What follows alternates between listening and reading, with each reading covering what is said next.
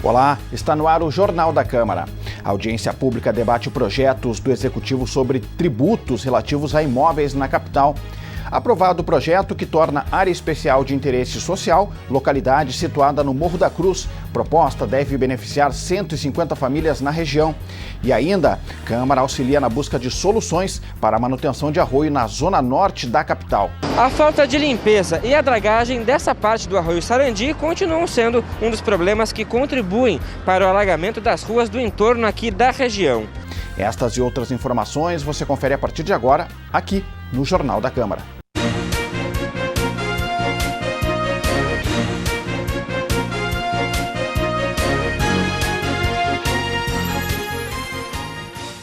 A Câmara de Porto Alegre realizou audiência pública na noite de terça-feira para debater as propostas do Executivo que tratam sobre tributos relativos a imóveis na capital gaúcha.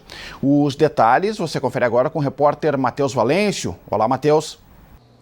Olá, Clayton. Os projetos tratam do IPTU e do ITBI. Na audiência pública, o secretário municipal da Fazenda, Rodrigo Fantinel, explicou que, em relação ao IPTU, a proposta suspende o aumento gradual do imposto a partir de 2022. O valor se manterá igual ao cobrado neste ano. O tributo será corrigido anualmente somente pela variação da inflação do período. E no caso do Imposto de Transmissão de Bens e Imóveis, o ITBI, o governo vai reduzir a alíquota de 3% para 1,5% para as transações realizadas até 31 de dezembro de 2020 que não tenham sido formalizadas. Segundo a Prefeitura, as propostas são importantes no atual cenário econômico, diante do impacto da pandemia nos diversos setores. Este é um resumo da audiência pública que tratou do IPTU e do ITBI aqui na Casa do Legislativo. Mais detalhes você confere no site da Câmara de Vereadores de Porto Alegre. Voltamos ao estúdio. O presidente do Legislativo, o vereador Márcio Binzeli, visitou nesta semana a Associação dos Moradores e Amigos da Rua Serafim Alencastro e entorno, na zona norte de Porto Alegre.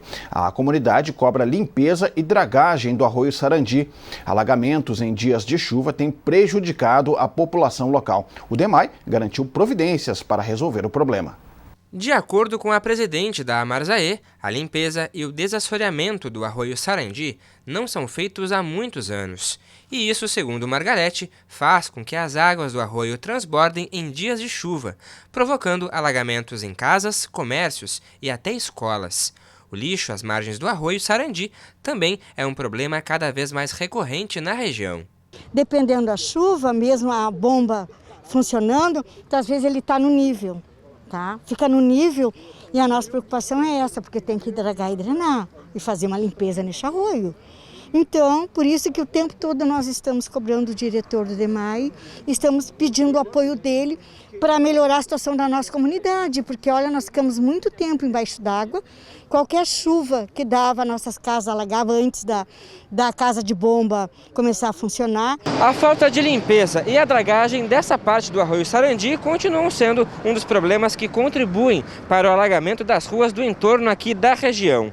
Mesmo que o conserto da casa de bombas Minuano tenha amenizado as inundações, as águas ainda sobem em dias de chuva. Para os moradores, a construção de um muro de contenção às margens do arroio seria uma medida paliativa para resolver a situação. Conforme o diretor do DEMAI, já foi iniciada a construção de um muro de proteção, que deve voltar a ser erguido em breve. Alexandre Garcia disse que haverá a limpeza do arroio e a troca das comportas de escoamento das águas das chuvas até o início do ano que vem. No entanto, ele chama a atenção para a sujeira que segue nas margens do arroio. A gente já fez uma licitação, a gente vai substituir todas as comportas de nível para que a gente consiga ter o sistema funcionando, né? E a partir disso nós vamos passar para o sistema de dragagem, desassoreamento e limpeza desses canais. A gente vê aqui que tem muita sujeira, né? E no momento de chuva, essa sujeira atrapalha demais o escoamento, elas param nas casas de bomba, a gente tem o sistema de gradeamento, tem pessoas trabalhando, mas invariavelmente elas passam e em algum momento a gente precisa parar o sistema de bombeamento justamente por causa dessa sujeira. Sobre a falta de luz na casa de bomba que impede o funcionamento dos equipamentos de descarga responsáveis por conter os alagamentos, o presidente da Câmara Municipal afirmou que é preciso de um gerador a óleo diesel para resolver a situação. Porque quando chove as bombas ficam embaixo da água, né? quando falta luz, transborda o arroio.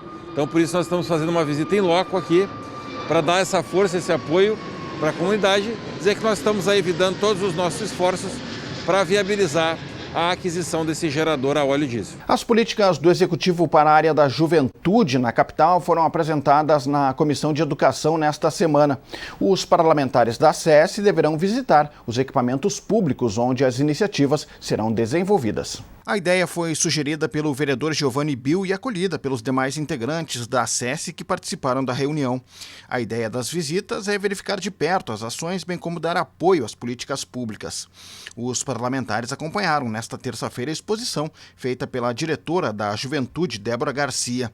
Os eixos do programa da atual administração passam pelos setores sociais, de saúde, de geração de emprego e renda, de educação, esporte e cultura. Quero saber de vocês, se dentro dessa perspectiva de construção tem algum recorte LGBT, porque a gente compreende a necessidade disso, porque as violências elas iniciam muito cedo e acho importante a gente ter esse diálogo, né, nessa perspectiva mesmo de como já vem sendo construído. É só o que eu venho a fazer esse adendo. No mais, eu quero agradecer a vinda de vocês e falar que é um prazer, assim, saber que o município está debruçado com tamanha responsabilidade nessas questões.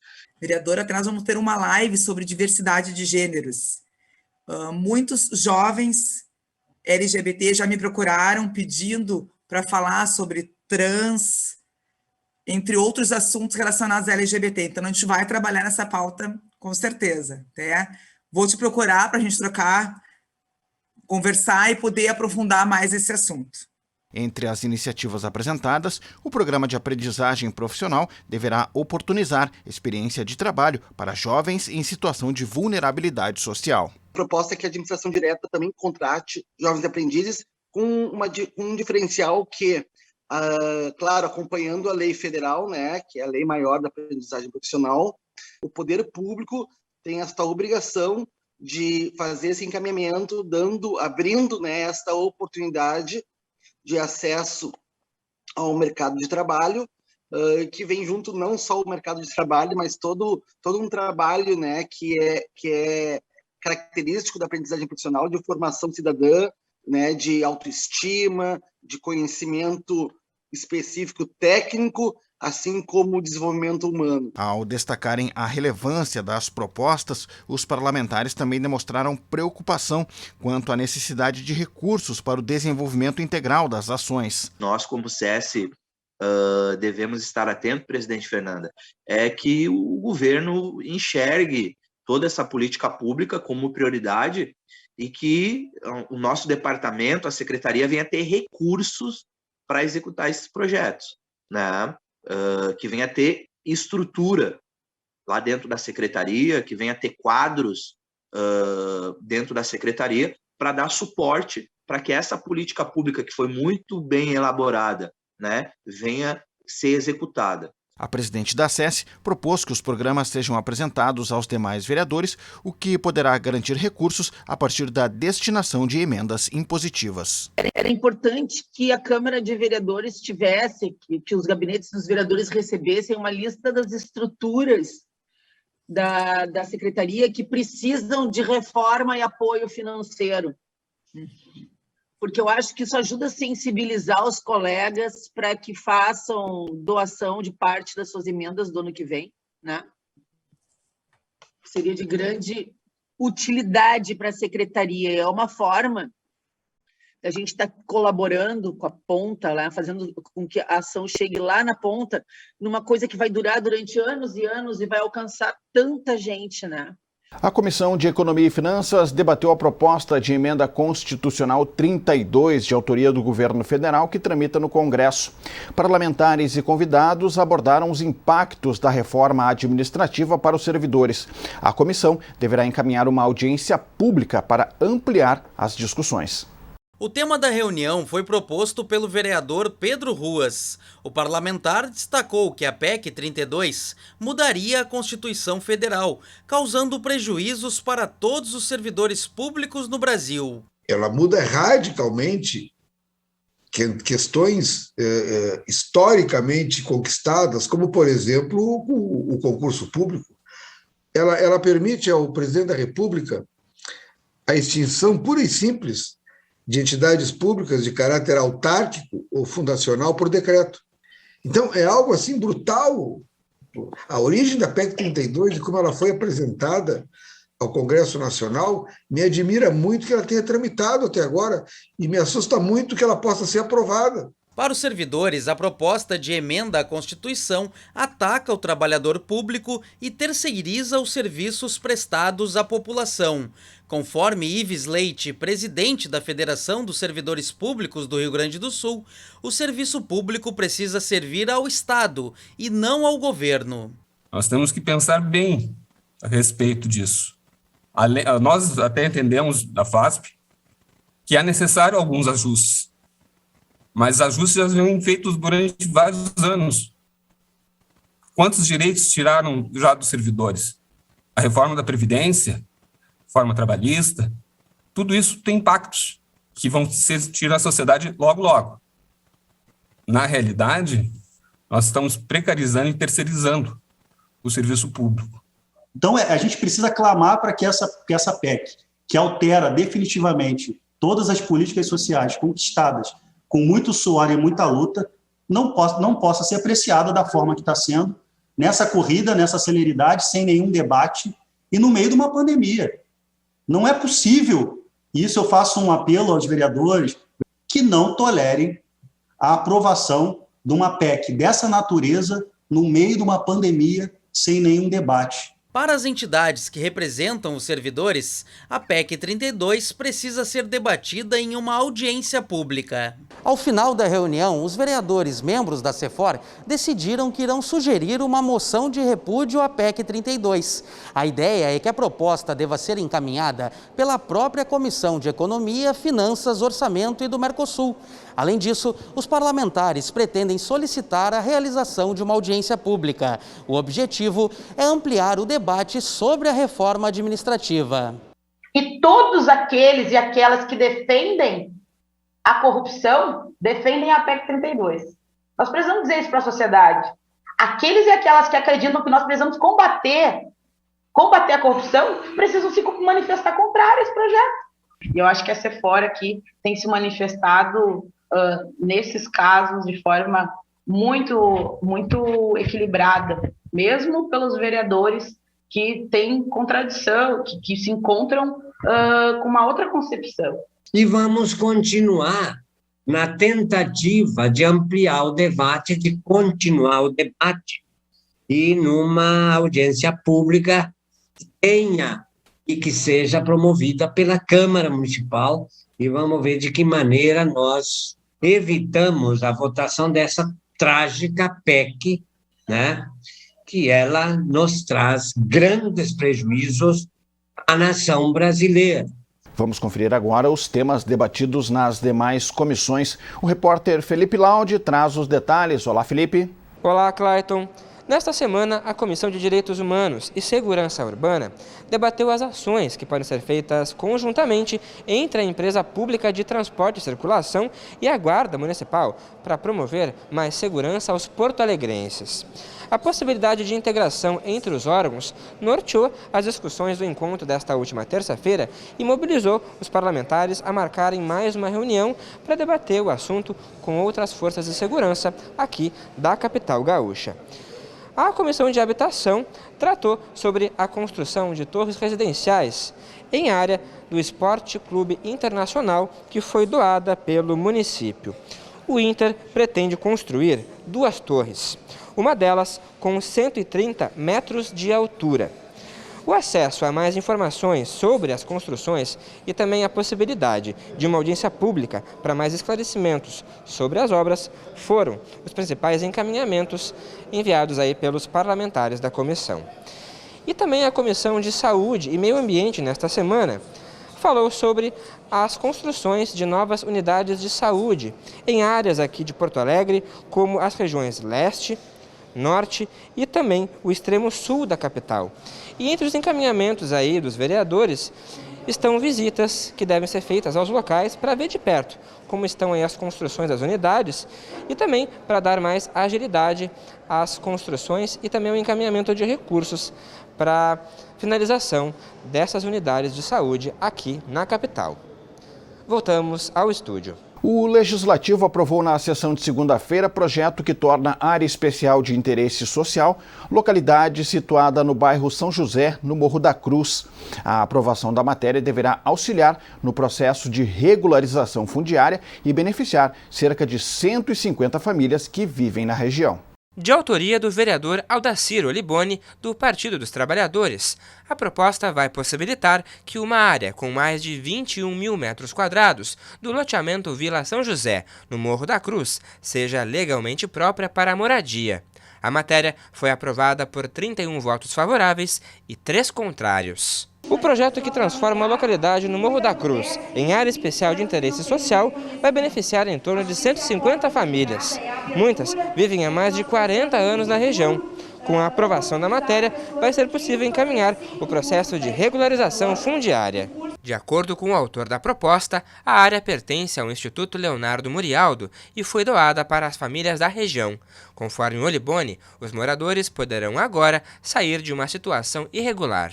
Estão numa área onde não pode chegar a água, a luz, o saneamento básico, os serviços públicos. E a grande maioria dessas pessoas que serão contempladas na regulação fundiária são pessoas de baixo poder aquisitivo.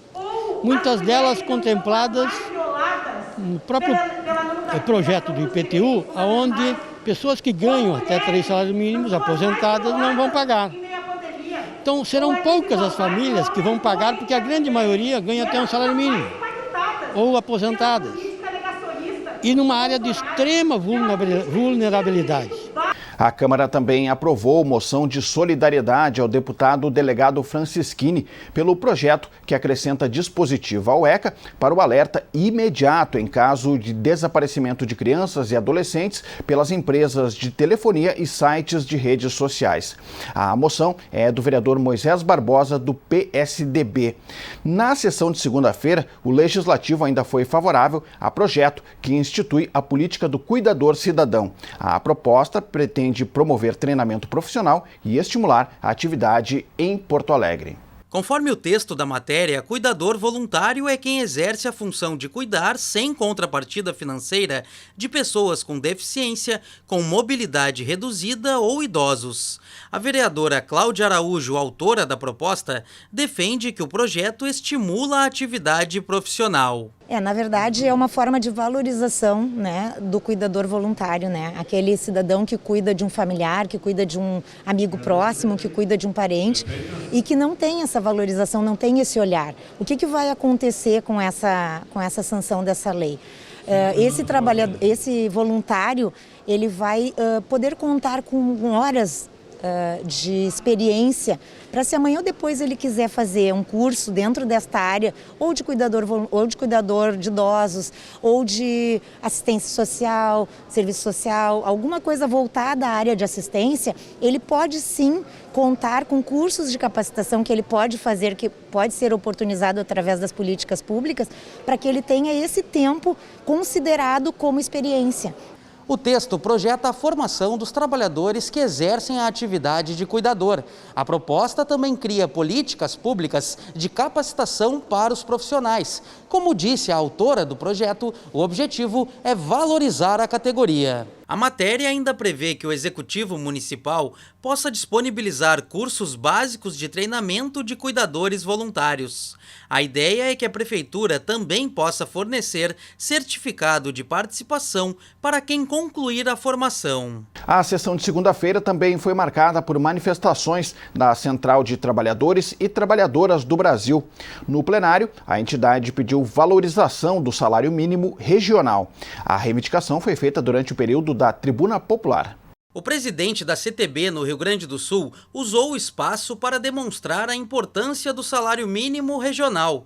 Para Guiomar Vidor, os vencimentos dos trabalhadores precisam acompanhar o cenário econômico do país. O assunto também é debatido na Assembleia Legislativa do Estado, onde tramita a proposta que projeta um aumento de pouco mais de 2% no salário mínimo regional. Conforme a Central dos Trabalhadores e Trabalhadoras do Brasil, esse reajuste deveria superar os 10%. Por isso, o presidente da CTB esteve na Câmara Municipal e defendeu uma maior reposição salarial. Bem, conforme nós falamos aí na tribuna popular, o governo do estado, depois de 2 anos sem reajuste no salário mínimo regional, encaminhou uma proposta de reajuste de 2,73%. A nossa reivindicação é que seja aprovada então essa moção aqui na Câmara de Vereadores, pedindo que a Assembleia Legislativa reveja esse projeto que foi encaminhado pelo governador do estado e reestabeleça a partir daí então um projeto que garanta no mínimo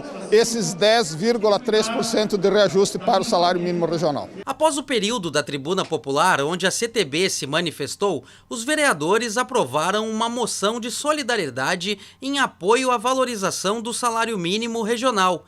A proposta foi encaminhada pelas vereadoras Bruna Rodrigues e Dayana Santos e também pelos parlamentares Cláudio Janta e Márcio Binzeli, presidente da Câmara Municipal. E o Legislativo concedeu na terça-feira a comenda Porto do Sol ao Instituto Cultural Floresta. A homenagem foi proposta pela vereadora Fernanda Bart, do PRTB. A parlamentar destacou as doações realizadas pelo Instituto em prol da sociedade, além dos projetos de valorização dos profissionais da segurança.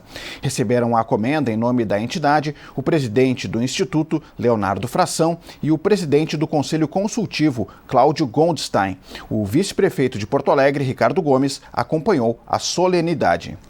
O Jornal da Câmara de hoje fica por aqui. Confira mais informações do Legislativo nas nossas redes sociais e no site da Câmara de Vereadores de Porto Alegre. Muito obrigado pela sua audiência. A gente se encontra na próxima edição. Até lá.